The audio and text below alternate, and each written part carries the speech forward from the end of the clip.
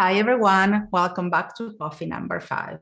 And while I'm here sipping away, I was thinking about those days that I was teaching digital media for the fashion industry. And of course, even though I love the fashion industry, I had to do some more learning myself.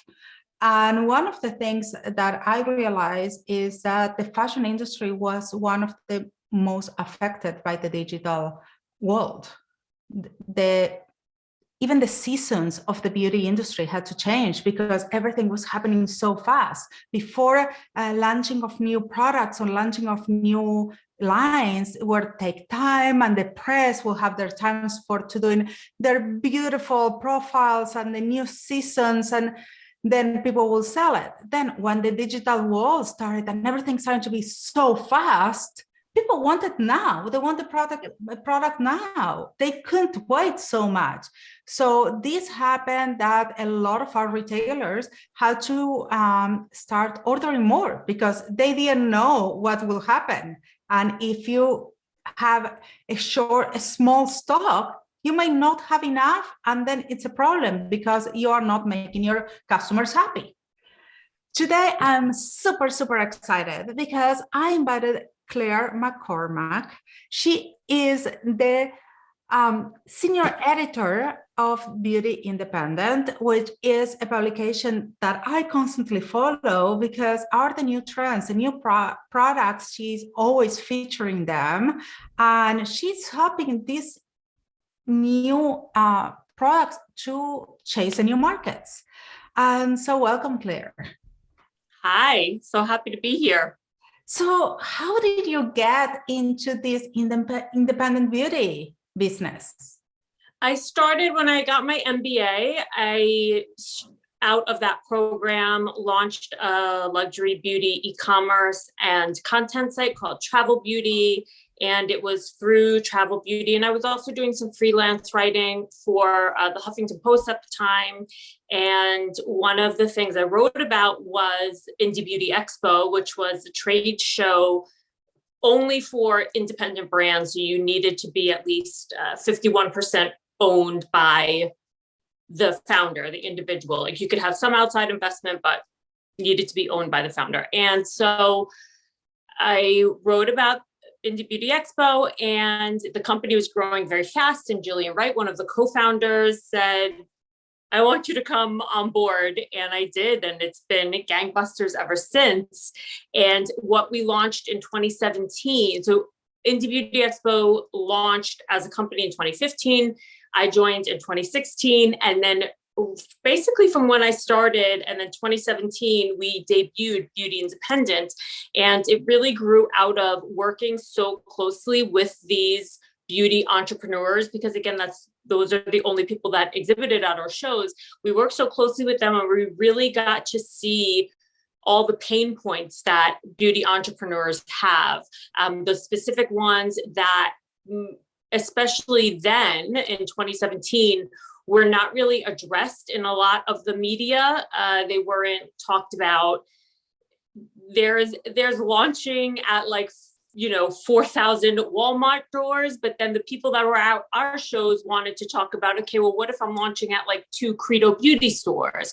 Or, instead of raising a $50 million round, what if I'm looking to raise $1 million or $500,000 round? There was this big white space there. And so we came in to bring that kind of news to that consumer. And it was definitely a big white space because we grew really rapidly and have continued to expand our coverage and who we speak to. So we don't just do beauty, we do beauty, wellness, personal care. And that now includes even beverages. I personally love sexual wellness. And so bringing those entrepreneurs, those founders, the kind of information that they need, the news, but then also more deep educational content, like how to raise funding and value your business, that a lot of entrepreneurs need, because a lot of people that come into the space have never been in beauty before or never launched their own company before. There's a lot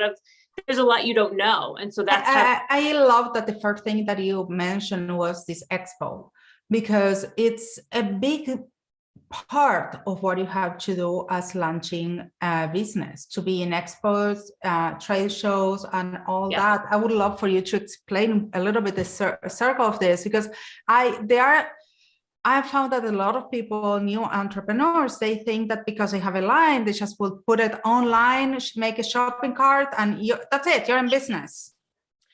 Yeah, a few years ago, that might have been true, that you can just launch a website and do some social ads and you would be good to go if the product looked good, especially if it looked good online. But that has rapidly shifted because all of that type of advertising, so what you would need to really get your brand and your website in front of people has gotten so expensive. And so for a bootstrap brand, a brand that does not have VC funding behind it or just doesn't have access to millions and millions of dollars, growing that way it's not going to work anymore. You're just not going to get in front of the people that you need. You need to get physically IRL in front of people, and trade shows are great for that. Obviously, the past 2 years with the pandemic, it's been, we had to stop our trade shows cold turkey, and whether or not we'll bring them back, we don't know, but it's still, trade shows are such an amazing place to meet retailers, which again, so if we look at the fact that no brand is really going to be just direct to consumer anymore. Everyone's now talking about, okay, you need to be omni-channel, right? Yes. So where do you meet the buyers so you can get into those channels? You meet them at trade shows. And the trade show is one of the channels. Yes, absolutely. I mean, for a while, we even had a consumer night at our trade shows. Then we turned it into just trade, so it would be buyers and press, and that's the other important part of trade shows is meeting those key editors and press people that can cover your brand. Press placements are not a magic pill, but they can certainly, I know that there can be that press placement that just does work some magic for a brand, because press begets more press. Buyers find you through press, right? So there is a hopefully this happy domino effect. Yeah, it's a happy domino effect, and you want to have that. And that's always, it ties down what we always say about strategy. And that's why I created my company, just to give this omni-channel experience to new brands and to help them to set up things right, because there are ways to set up things right. And that, like we were talking offline, that this does not guarantee success, but at least it guarantees you that you won't fail for a silly reason. Yes. Yeah. Like, for example, I was talking the other day, a new client that actually I was taking over their Google and Facebook ads. And when I go in, I don't want to say who they were using or what, doesn't matter.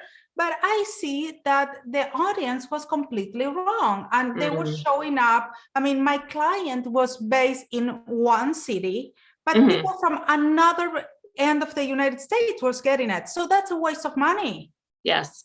Yeah. And it's expensive now. So, those are not cheap dollars. Those eyeballs that they were paying to get to their site are not cheap. And like you said, if it's not who you want or who is going to end up doing purchasing whatever that purchase may look like, that's it's a shame. I want to do a game with you here. I want to play that we're going to have a new brand here. Let's call it the X brand. And I will give my recommendation from marketing to get ready for a trade show. And then you're going to give your recommendation on what to do on a trade show and how you utilize that time. So my recommendation from marketing is that you need to be super branded. That you need to know who's your target audience, have beautiful packaging, have your booth, all the banners, everything. Your brand needs to, remember, use always my IEMA system. You need to be informative, entertaining, memorable, and actionable. Yes. So you need to have all these things. So, and you're gonna, what are you gonna give away? We want people that you're gonna be remembered. Don't give that flyer that everyone has. That's boring. Be outside of the box. Give something that you're gonna make you memorable. Yeah. And make connections. Get in a way that people, they're gonna give you their email address. Make sure you have a way to follow up, because Yes. it's a lot of work to do trade shows. Yes. I did it from the press point of view. I did it as marketing. I did both sides. And believe me, you're gonna need a long nap after a weekend of a trade show for a few days. So absolutely, it's very, I'm naturally introverted. It's very draining. So you want to, self-care is a big part of it, making sure you're getting rests if that's something that really zaps your energy. Yeah, so make sure that you have your power bars there and that drinks, but also don't rely on your memory. Take note, record, whatever, take, get mailing lists, get business cards from everyone. Yep. But get a way that you can follow up. Okay, that was for me. That's your turn. Your elevator pitch. So think about a trade show. There are hundreds to thousands of different booths that the person who's coming to your booth, just assume that they've already been literally just in the past hour to a dozen other people like you. So again, to your point of standing out, you want the booth to look beautiful. That's a given. And that doesn't mean like spending a ton of money. There's creative ways to make it look really beautiful and colorful, but what is, like, in those first few critical seconds, what are you saying to that person that's going to grab their attention and want them to engage with you and be engaged with you? So not just talk to you, but actually really be hanging on every word. And I think a lot of brands go wrong in not having that elevator pitch for their brand just well honed. So when someone comes up, you're able to say like, hey, do you know the benefits of bakuchiol or whatever it is? That's not, that's an example, but knowing how to grab someone, hook them in those first few seconds in a way, again, you don't want to be used car salesman-y, you want it to be authentic, but know what you're going to say. And so when I come up to your booth, it's like, oh, okay, like, let's talk about that. And as far as giving away, I always err on the side of at least deluxe samples. I understand full-size products to give away may be very expensive. I think that just waste-wise and also product-wise, the sachets, like the really little sample packets, usually don't work well. I can't really get a feeling of like, I agree with you. Yeah, like what I can't get a feeling of like what a product really is and what it really does from that. And I think they're like wasteful as well. So again, I really have a lot of sympathy for the fact that it's expensive. You're giving away a lot of product. And that's one of the reasons why trade shows can be so expensive. And certainly when you're looking at trade shows, you want to work that into the budget. It's not just the exhibition fee. And from the marketing standpoint, I always say you can give mini sizes. Yeah. Let's package it right. Yes. That's what will make the difference. Or for example, I'm gonna show you because I have it here. Like, I don't do business cards. I do chapstick. Oh, that's great. So when I go to a meeting, I go, oh, you can put one of these. This is something people will use because it's a good quality also. Or you can put a hand cream if that's your brand, or something that people really want to put in their pocket, in their drawer, and it's memorable because people will use it and they will get in the back of their brain. For sure. Yeah. Any way that you can stand out is important. Putting because you get so many cards at a trade show. Oh my goodness. And just try not to be salesy on the spot. If someone wants to buy, it's completely fine. But otherwise, I use those spaces to bond with people. Yes. And if you talk about the dog, make yourself a note. I talk about the dog that the name was Snoopy. And then in your follow-up, let's talk about the follow-up. After you took that little mini vacation after the trade show, remember, buyers also need that little vacation. It was intense for them. And Very intense. It was really busy. Yes. And they got so much information. So you want to give it a few days, not too long. Mm-hmm. But how long would you say that is a good time to wait?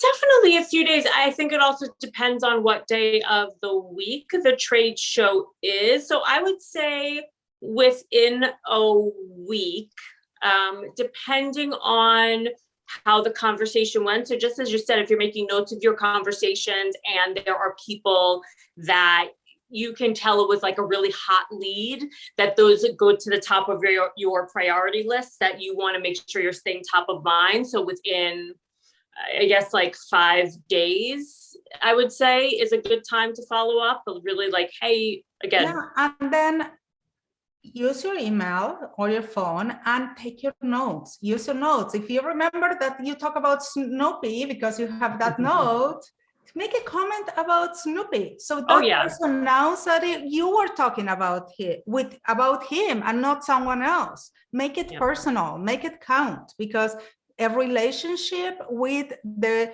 buyer can make it or break it. Yes, absolutely. So, and what happens if they don't answer? This is a great question. And you obviously want to follow up, give it a few days. Following up twice, I would say, is probably a good limit, at least for the near future. I deal with this a lot with press and as an editor, and getting a lot of, I literally get 300 emails a day, if not more. And so there's a lot of follow-up in there, and I just cannot get back to every single person. And so how you handle the follow-up is also, keep it short, sweet, and respectful. And then a second follow-up. Sometimes some people get a little snippy in the follow-up. I don't recommend that's great that you say that. You can never make it personal, because you don't know what's in the other person's plate. 300 emails I get a day, and you don't know how many emails. I used to be the person who answered every single email, and even people who will send me trying to sell me things, say, thank you so much, but I'm not interested at this time. My goodness. I got to a point that I cannot do it. I really don't have the time. If I can accumulate all the time, I just cannot. Mm-hmm. So I had to stop receiving answering emails. So don't take it personal. And if they're in interest, they will get back to you. I will give them, as you said, up to 2 follow-ups after the initial, and see what happened. Otherwise, I will never burn a bridge. But I will make notes. You have an Excel file, Airtable, Trello, whatever you want. Yep. And you put a note. I keep track of the dates that you send them. This is your business and you cannot forget. This is really important for you. Who do you talk to? What was the feedback? And if they didn't answer. But because in 5 months, depends, every industry is a little different. You want to keep that in touch. Or you're going to see them in the next trade show. Even if you are not a vendor in the trade show, you might see them around in the trade show. So say, hey, how are you? Remember me? Yep. Yeah. And so you want to keep it always polite. And it's also, again, speaking as an editor, you may email me, or your PR may email me about something, follow up. I'm not writing about it now, but then 3 months from now, I may be writing a story, and I always say, put the keywords about your product or your brand in your email, because I'll search my inbox, retinol. I'll just search my inbox for retinol, right? To see all the emails I've gotten that has to do with retinol. And then I'm going through those emails to see, okay, who can I use as a source for my story? And so I love that I have those emails. That's why I never delete emails. I never delete them either. Unless it's like a sales, like spammy thing, but I never delete them, because I want to be able to, like, 3 months from now, go back and be like, oh, I couldn't write about this brand then, but this is the perfect opportunity. It's started by a doctor. Let me get her expert opinion on this. Boom. Yeah, that's what it is. That's why you never burn bridges in this industry. Yep. Yeah, because if I go back and I see an interaction and they were like weird or something, I'm like, okay, well, I have hundreds of other emails. I can easily go to the person who was always gracious with me and understanding. I mean, we are busy. That I don't want to deal with toxic people. Yeah. Or they don't follow directions. Directions are really important. Even if you are asking for a question in an article, that's something that I want to jump right in now. When you be in an interview, it's when someone asks you a question, there's a reason for that question. So answer that question. Yes. Don't talk about what you want. Yes. It's very important. Like keep it. And if it's something that you don't want to answer, just be very straight. Just say like, I am not going to comment on that. A lot of times, because we write about business, we'll always ask financial questions. How much money did you raise? How much did you spend on this? How much did you spend to launch the brand? And founders have varying degrees of comfort with divulging those types of facts. Understood. Just be straight about it. Just say, I'm not comfortable sharing that information.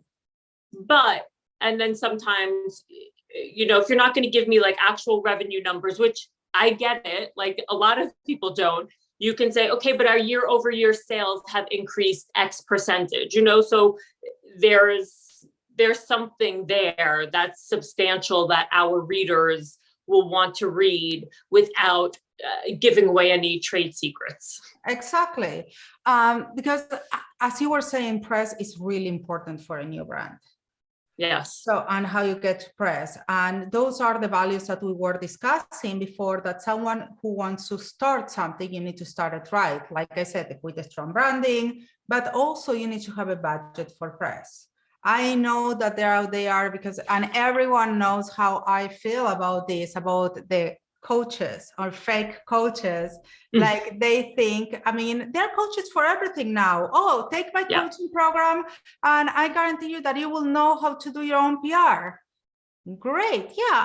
I think that if you're capable of running your company, probably you can learn PR, but then you're not going to be running your company because you're doing PR. Yes. Yeah. Yep. So it's something you, as a founder, as an owner of a brand, you need to understand, where is your time more valuable?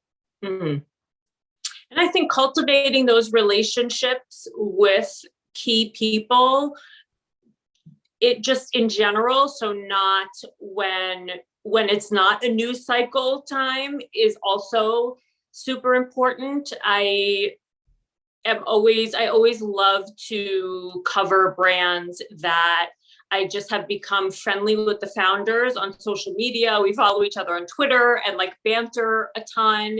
And then I find out that they're launching something, and so happy to cover it and write about it because I have that rapport with them already. So that goes a long way, and that costs $0.0 Absolutely. to do that. Absolutely. And it's people that you're going to see around. So if people want to get featured in your magazine, how do they get to do that? Definitely reach out to me via social media, Instagram and Twitter. A lot of people, not as many people are on Twitter. It's my favorite social media platform. Instagram it is for most journalists. Yes, and I love it. And it will be, again, it's word-based, it's text-based. And so as a writer, of course, I really love it. But it's also just the feeling of Twitter is a lot more sarcasm. No one's trying to pretend they have this perfect life like I feel like they do on Instagram. I always say that I should have been British because I love that sarcasm and I love that wit. And I feel like Twitter is the perfect way to do that. Yeah, so great place to reach out to us. You can always email us, and because we want to be champions of independent and emerging brands, you don't need to have PR. Obviously, PR does a really great job, and they're able to send out big boxes, and they have,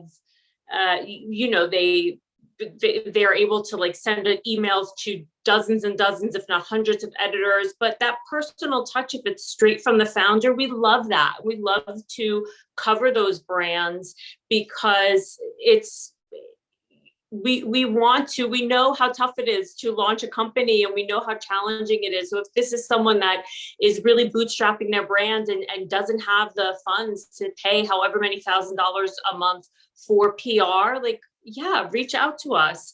Just make sure, I would say, that you still have your ducks in a row. So one thing PR does really well for brands that brand founders may not know is knowing to have, again, that elevator pitch, but in written form in the email. And also a media kit is really important. I was about to say, yeah, you're going to explain it better than me, so go for it. Yeah, so like send me the things that I need for a story. If you go to a story on a website, you need beautiful imagery, a founder headshot, like all of those, the price list of the products, like make sure all of that's in that first email, so I don't have to go back and forth with you, right? Journalists, busy journalists, most of the time, they don't want to go back and forth. If they cannot find everything, and they need to, because they have deadlines. So yes, they don't have the time to go back and forth. So it's great if you can send all the information they need in one place. Yeah, absolutely. And then that will give me the inspiration to look for more. We at Beauty Independent, it's very important to us. If we're doing a full feature on a brand, like one article on one brand, we'll always want to talk on the phone or on Zoom with someone. We don't usually just do email back and forth, because it's important to us to get those real live quotes, so it's not like a canned response via email. Those are good for different types of stories, but if we're featuring or writing just about your brand, I'll always want to get on the phone with you for 30 minutes or what have you, so I can really get to know you. That's great. And also remember, if you make it easier for the journalist or for the publisher, they're gonna get happy about this, and then they're going to be more eager to feature other products of you in the future. If you're easy to work with, that's what they want. Always, yes. Also, something that I always recommend to emerging brand is that you have to have a budget inside for gifting. Either to have gifting, to give gifts to the media. There are a lot of media that they will not feature a product if they don't try it. We go back and forth on this. We try, again, we're very conscious of the fact that bootstrap brands do not have a ton of money to be giving us $1,000 worth of free products. However, there are so many brands we could write about, so we want to make sure that we're writing about products that are really fantastic and best in class. So it is a tightrope. We definitely don't have to have product to write about a brand, and I would say that I turn down most product that I get offered. I'm already on some PR mailing lists, so like I get packages all the time, which I don't even know are coming, and that's lovely, but we don't need to have product. And that's great, but there are many other magazines, publishers, influencers that they do. So you need to know that you have to have a budget available for that. Yes, absolutely. You have to have a budget. And again, like what does it look like? And the unboxing, and this is something that's really been evolving. And remember that the budget includes shipping. Yes. Which can get very expensive. Yes, I had actually one of my clients who was like, I'm happy I have product to give away, but can they pay for shipping? No, you cannot ask to pay for shipping. Yeah, no one's paying for shipping. I know what I was going to say about the unboxing part of it is that it's kind of evolving, where there was a time when unboxing, you wanted this beautiful ceremony and it needed to be fancy and all of this extra hoopla going on, and now people are kind of moving towards okay, we don't just throw it in a box, but we also want to be eco-conscious. We want to have as little plastic and waste as possible. So finding that delicate balance of like making it a beautiful experience. Before we go, because I know that we took a lot of time, and this is, I think, one of our longest podcasts ever, but I cannot stop talking to you because this is so exciting. I want to ask you the same question I ask everyone. What was that mistake in your career that you thought that, oh man, I really screwed up, but from that screwed up, you learned so much that it was such a valuable experience? And that you can teach someone? That's such a tough question to answer without thinking about it beforehand. So just exploring options fully. I'll say that there was someone early in my career that was like, okay, call me, reach out to me. You should, like, in a professional, like, it was very professional, like, we should talk about like you coming to work for me. And I never reached out to him because I was just like, well, what is he like? Why would he do that? And this was an incredibly successful person. And I think I was like just less than a year out of college. I was very young and I just kind of was maybe intimidated, and I didn't reach out to him, and who knows what would have happened. And like, I'm very happy with how my life has turned out, but who knows what could have happened. And so I think that know that when people approach you in that way and reach out to you in that way, like, explore it. Don't let those opportunities pass you by, because you just never know.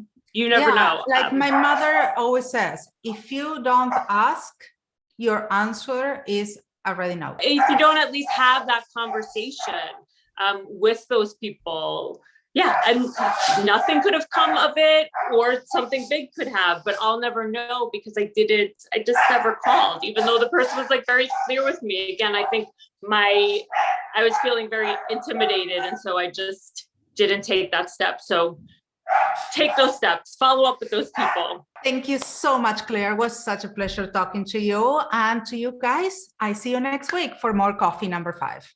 Thank you so much. This was great.